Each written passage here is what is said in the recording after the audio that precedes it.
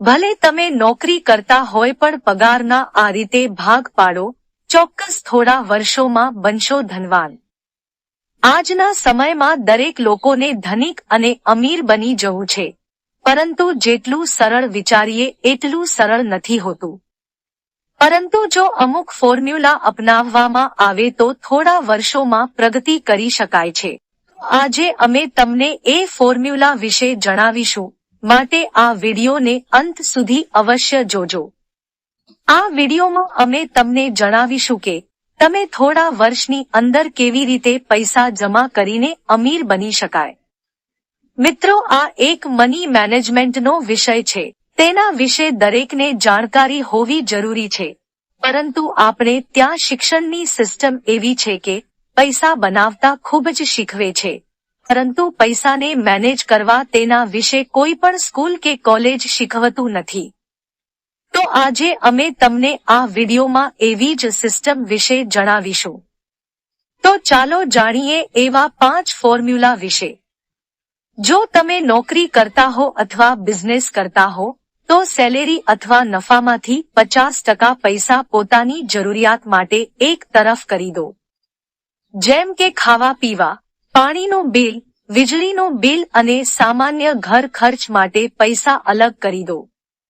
નફામાંથી ઘર ખર્ચ માટે 50% ભાગ કાઢ્યા બાદ નફાનો 50% બીજો ભાગ બચે છે, તેમાંથી 10% ભાગને અલગ રાખો અને આપાતકાલીન ફંડ એટલે કે ઇમરજન્સી જરૂરિયાત ઊભી થાય એ માટે અલગ મૂકી દો। આ 10% રકમને ત્યારે જ ઉપયોગમાં લેવાની જ્યારે ખૂબ જ વિકટ અને વિષમ પરિસ્થિતિ ઊભી થાય। એટલું યાદ રાખવાનું કે આ પૈસા એટલા હોવા જોઈએ કે જો નોકરી અથવા બિઝનેસ બંધ થઈ જાય તો પણ તમે 6 મહિના સુધી પોતાનો ખર્ચ ઉઠાવી શકો।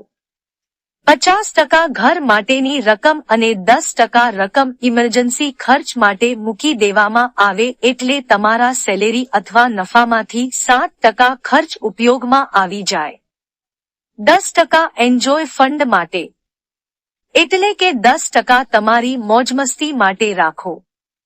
એ પૈસાથી તમે તમારા જીવનમાં આનંદ કરવા માટે ઉપયોગમાં લો, કેમ કે જિંદગીને આનંદથી જીવવી પણ જરૂરી છે, જેનાથી તમે તમારા જીવનમાં પ્રફુલ્લિત થઈ શકો। આ મુદ્દો એવો છે જેમાં ઘણા લોકો વિશ્વાસ કરતા હોય કે ન કરતા હોય। આ મુદ્દામાં એવું છે કે 10% ફંડ દાન કરવું જોઈએ। 10% ફંડથી તમે કોઈને દાન કરો, કોઈની મદદ કરો।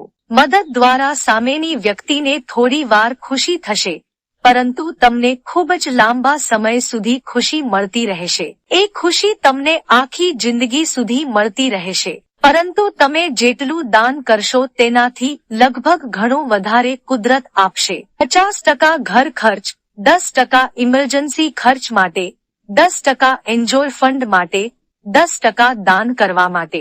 તમારા નફા કે નોકરીની સેલેરીમાંથી 80% ઇન્કમનો ઉપયોગ થઈ જશે।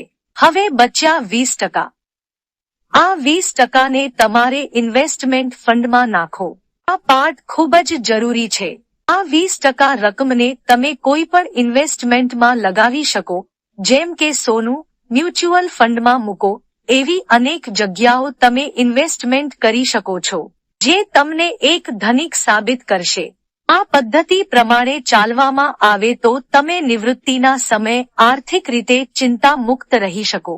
જો આ પદ્ધતિ અનુસાર ચાલવામાં આવે અને સતત ફોલો કરવામાં આવે તો તમારી સેલેરી કે નફો ગમે એટલો હોય, તમને ધનિક બનવા માટે ખૂબ જ ઉપયોગી થશે, કેમ કે આ પદ્ધતિ તમારા વધારાના ખર્ચને પણ બંધ કરી દેશે અને તમને ધનિક બનાવવા માટે પણ કારગર સાબિત થશે।